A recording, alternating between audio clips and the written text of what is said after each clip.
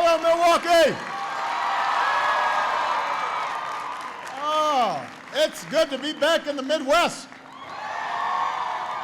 How's everybody doing today? You look great. And it's a balmy 25 degrees.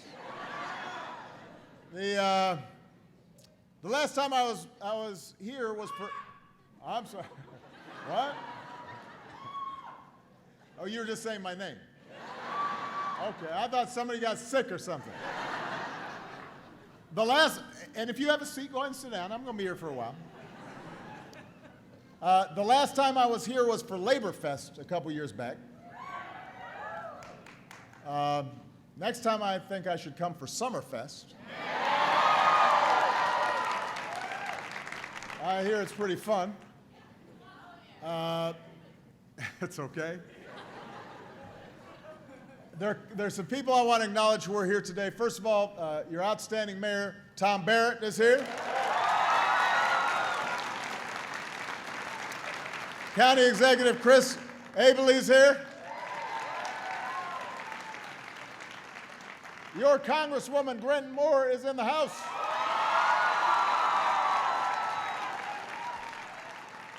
Thank you to everyone at the United Community Center for hosting us here today. And as a special treat, your own Milwaukee Bucks are in the house.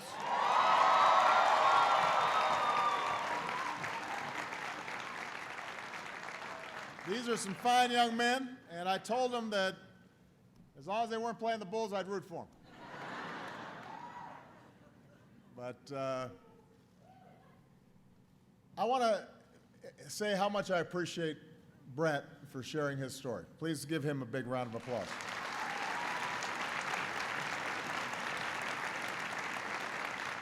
You know, when I received his letter, it made a powerful impact for me because it was so honest about the fact that he wasn't a supporter of mine, which is okay. I just bought him lunch, and I think maybe, of course, I'm term limited, so there's not much I can do now to get a vote, but we hugged it out. But for him to be able to express not what only he's going through personally, but also reflect on what that means for the rest of the country and the rest of Wisconsin, is extraordinary. We agree, Brent and I, that the Affordable Care Act is helping a whole lot of people like him.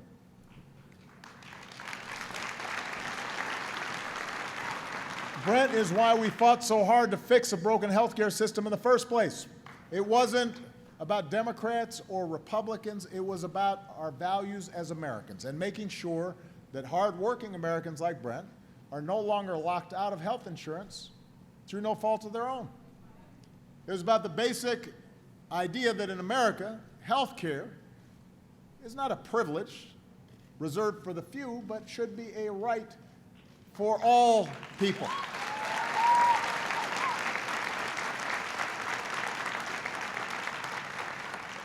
In the 6 years since I signed the Affordable Care Act into law, millions of people have bought affordable health insurance, and many of those bought it for the first time.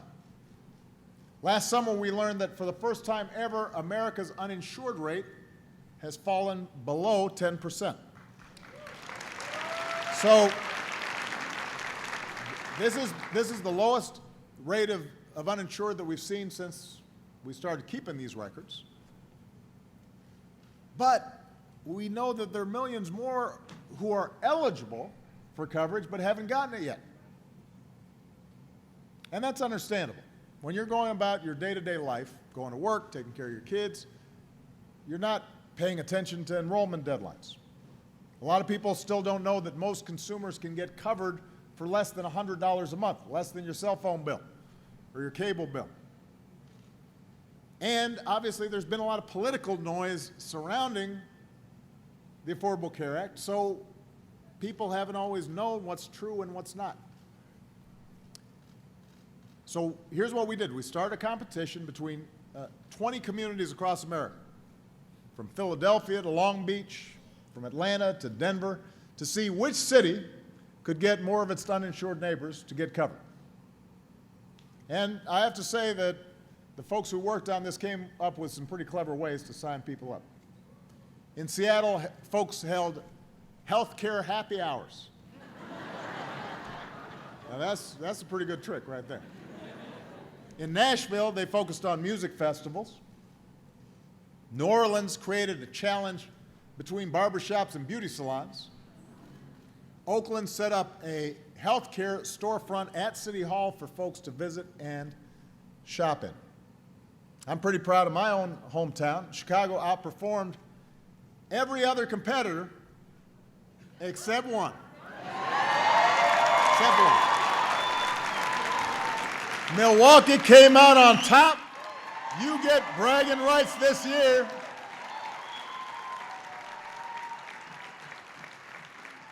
Bigger cities may have gotten more folks covered overall, but proportionally, relative to your size, you won out. All told, counting new folks and people renewing their coverage, you got nearly 90,000 people to sign up. That's enough to fill Lambeau Field, still have a big tailgating party with a lot of folks outside. And those tailgaters wouldn't have to worry because Obamacare covers indigestion from too many brats. They'd be covered. Okay. So this city should be proud. You did the best job of looking out for each other and taking care of each other. And I'm here to say congratulations. And what's remarkable is you did it by working together. Elected officials, hospitals, clinics, insurers, faith leaders, community leaders, businesses, nonprofits, everybody stepped up as a team. And you guys tried everything. Mayor Barrett was out there handing flyers out himself, stuck flyers to people's water bills, opened up libraries for enrollment events, set up a partnership with Uber to give folks a ride, covered buses and signs reminding people to sign up. Free clinics and health centers helped low-income residents enroll. Independent insurance agents even volunteered their time to help people choose the best option for them and their families. And some folks were skeptical that insurance was just too expensive. So healthcare navigators used a cost calculator to help people figure out the most affordable plans. You worked with TV stations to set up phone banks where viewers could call in and volunteers would help them sign up for coverage. It turns out they got a lot of calls from moms who wanted to sign up their young adult sons, which all of y'all, listen to your mom. She knows what's going on.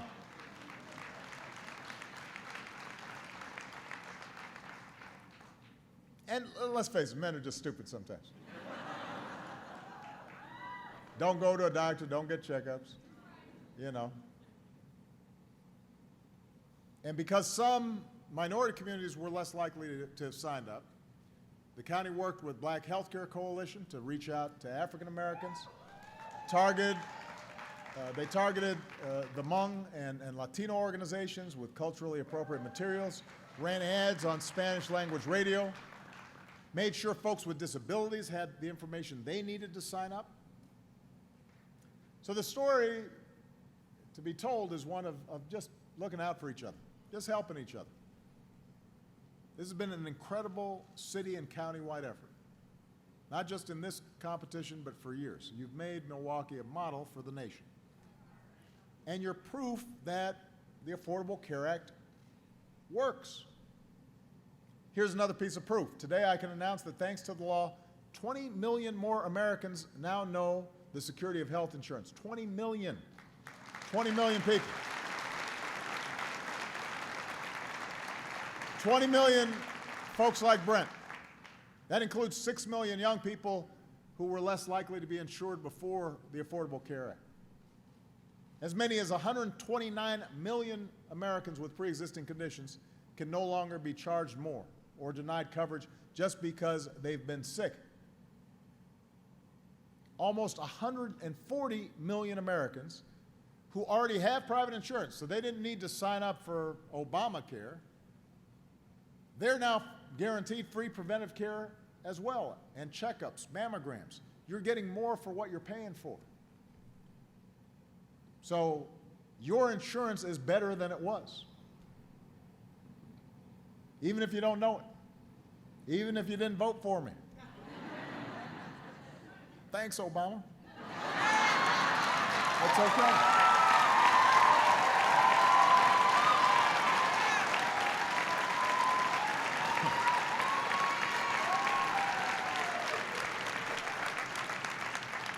You got an upgrade. And contrary to claims that this law would be a job killer, since I signed it, we've seen steady economic recovery. Our businesses have created jobs every single month, starting the month I signed the ACA into law. Every month. 71 straight months, 14 million new jobs, unemployment cut from 10% to 4.9%. Every month. And because this law fills the gaps in employer-based care, we know that when we change jobs, or we lose a job, or we go back to school, or start that new business, we can still get coverage. The point was not to replace the coverage that people had if they had a great job and they had great benefits. The idea was things happen. You lose a job, you're going to find another one, but in the meantime, you don't want to lose your house. Somebody in your family gets sick unexpectedly.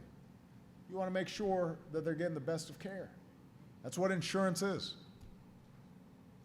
And the Affordable Care Act is saving lives, not just for folks like Brett, but also because the law is encouraging hospitals to focus on quality of care.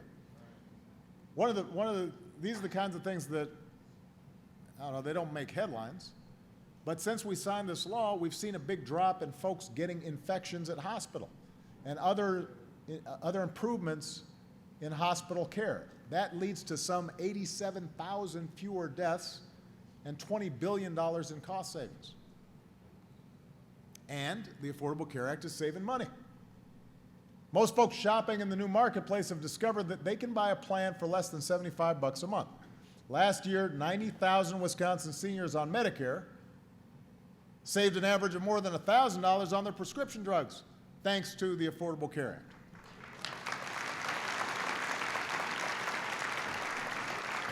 And we've been moving Medicare toward a payment model that rewards quality of care over quantity of care. And that means we want doctors and hospitals to focus on giving folks the right tests and the right treatment, not just trying to sell more tests and sell more treatments. And that delivers better outcomes. We've just learned we've already hit our initial goal of getting 30% of Medicare payments into this new model that's better for patients. So, the Affordable Care Act, AKA Obamacare, it's saving lives and it's saving money. And we've done all this while creating millions of new jobs. We've cut our deficits by almost 75%. The act itself has cost less than the original projections. And meantime, healthcare price inflation is at its lowest level in 50 years. So even if you aren't covered by Obamacare, your premiums or your employer's premiums or your share of premiums have increased at a slower rate over these last 3 years than they had in the previous 50, which doesn't mean that you're not still seeing some increases, and you may not be happy about that, but understand that we've actually significantly reduced the pace at which it was going up. And look, you wouldn't know any of this if you listened to the politicians on the other side out there about this, who are obsessed with repealing this law. To them, the facts I just mentioned don't matter, because this is an issue of ideology. This has to do with we're just against it. Facts, evidence don't comport with their conviction that the ACA means an end to the American way. And repeal has been a rallying cry. And they say they want to replace, but they still haven't come up with a replacement. Partly because we designed this plan with the help of a bunch of Republican thinkers including the then governor of Massachusetts. This is the plan that they signed into law there. Congressional Republicans have tried and failed to repeal or undermine it about 60 times. They've told you what they'd replace it with about 0 times. They sure won't tell you what would happen if they actually did repeal it. If they got their way, 20 million people will have their insurance taken away from them. 20 million people. And by the way, Milwaukee, while you worked your tails off to cover enough folks to fill Lambeau Field, your governor still refuses to expand Medicaid in this state. And we could cover another 21,000 Wisconsinites with a stroke of his pen. He could join 31 other governors who are taking this option, which, by the way, actually would save money. He's denying Wisconsinites their ticket to health insurance, and it's political. Your senior senator won't tell you that if he gets his way and it repeals Obamacare, millions of working families would see their insurance premiums spike.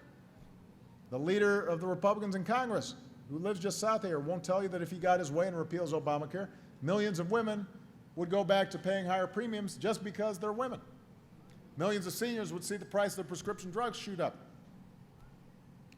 Now they'll tell you, no, those are the good parts, we'd keep those. Well, if you add it all up, that's the Affordable Care Act. Why are you trying to repeal it? What is it exactly that you're trying to repeal? No, this is an important point.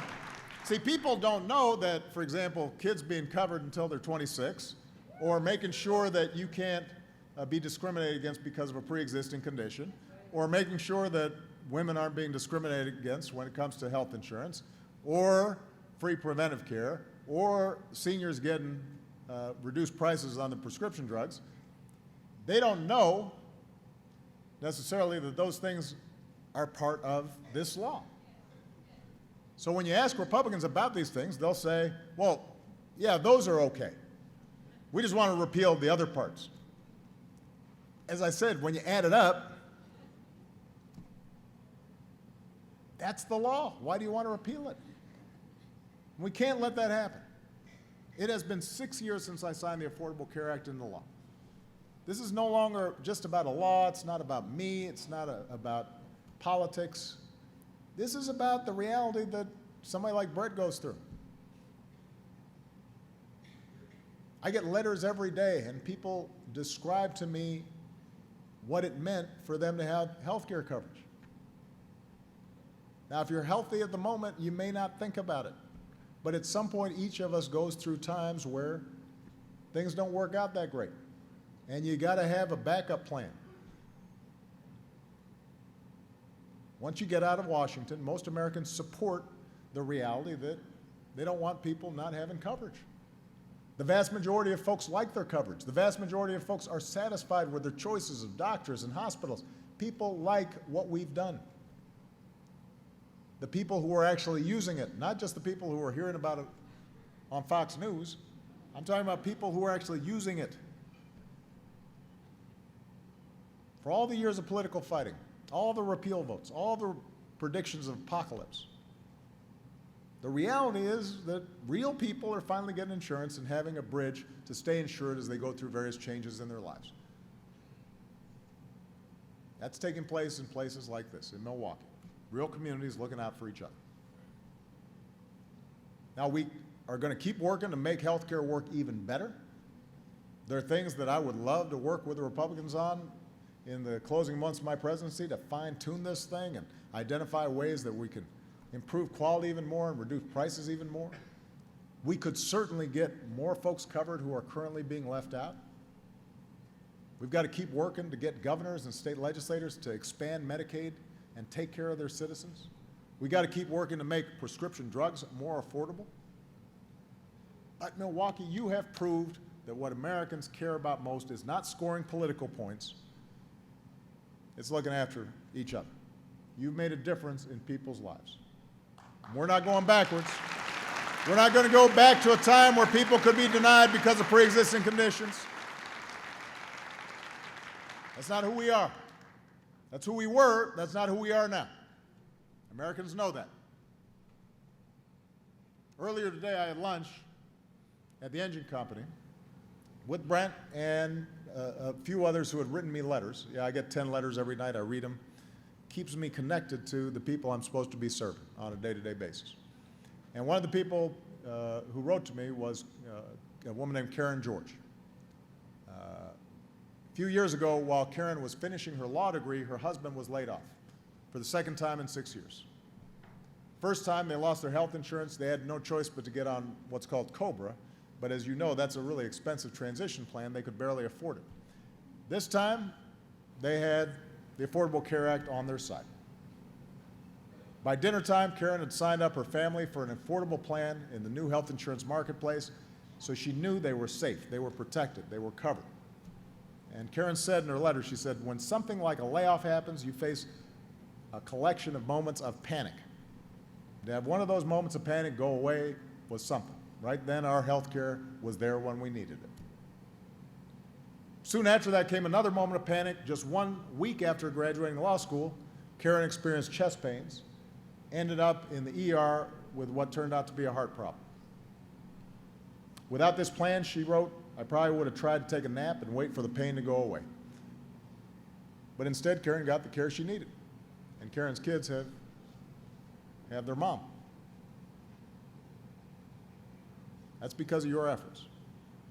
Because of you, America's moving closer to the day where every American family has that same peace of mind. So we got more work to do, but you've shown us that when ordinary citizens come together as one family and one community and roll up our sleeves and look out for one another, that's when change happens. That's when we're at our best. That's how we're going to keep building a country that lives up to its highest ideals. I could not be prouder of it. Congratulations. God bless you, Milwaukee.